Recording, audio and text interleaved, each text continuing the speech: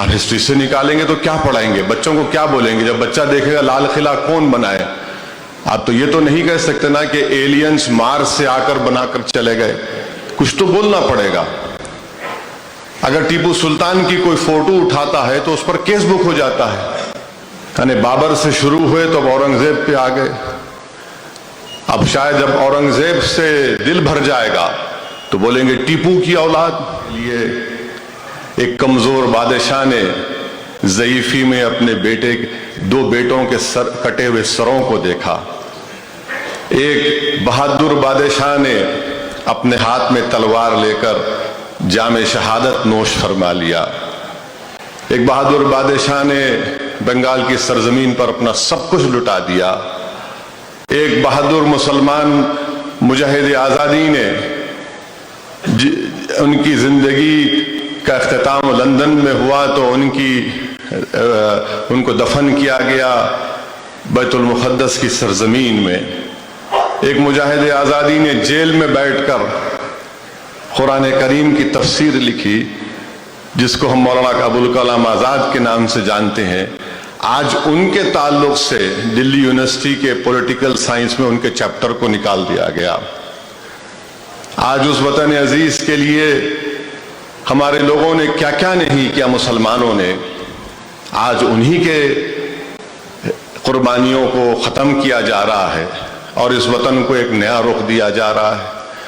تاریخ کو مسمار کیا جا رہا ہے کہ بھائی سلطنت مغلیہ کا کوئی رول نہیں رہا۔ مجھے کوئی محبت نہیں ہے سلطنت مغلیہ سے، مگر تاریخ کا ایک حصہ رہا ہے۔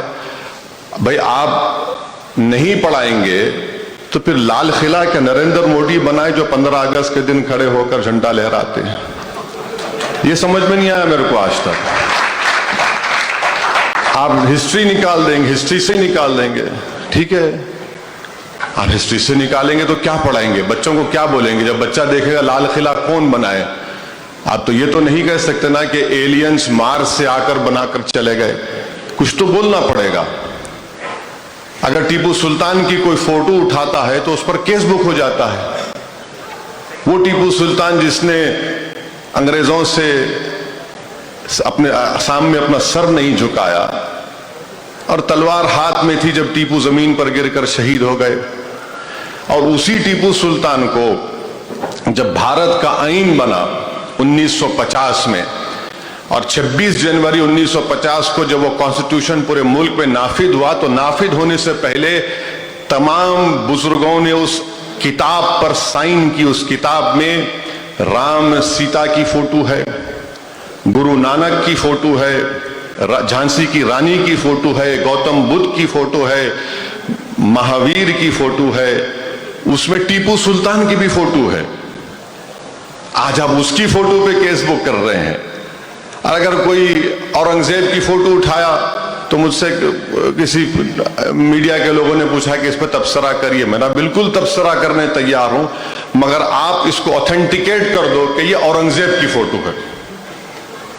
اورنگزیب کو مر کے 300 سال ہو گئے، 1850 40 تک فوٹوز کو مان سکتے، بھلے ایک فوٹو اورنگزیب کی ہے کیا؟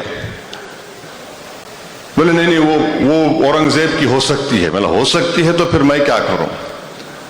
میں نے 1990 میں آپ لوگوں کو یاد ہوگا، بابری مسجد کا جب ایجیٹیشن چل رہا تھا تو اس وقت گالی دی جاتی تھی مسلمانوں کے بابر کی اولاد۔ اب ماشاءاللہ یہ لوگ ترقی کر کے اورنگزیب کی اولاد پر آ چکے ہیں، یعنی بابر سے شروع ہوئے تو اب اورنگزیب پہ آ گئے۔ اب شاید جب اورنگزیب سے دل بھر جائے گا تو بولیں گے ٹیپو کی اولاد، اور جب اس سے دل بھر جائیں گا تو کیا بولیں گے نہیں معلوم۔ تو یہ ملک میں ایک کمپٹیٹو کمیونلزم چل رہا ہے۔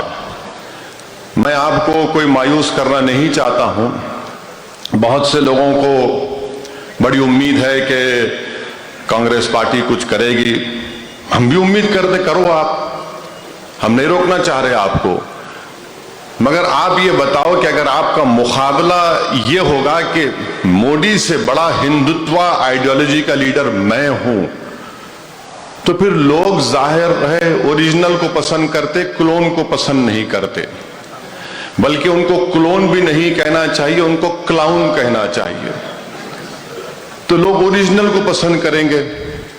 जहर का मुकाबला जहर से आप करेंगे तो सब मर जाएंगे, अंधेरा का मुकाबला अंधेरे से करेंगे तो हमेशा के लिए अंधेरा हो जाएगा।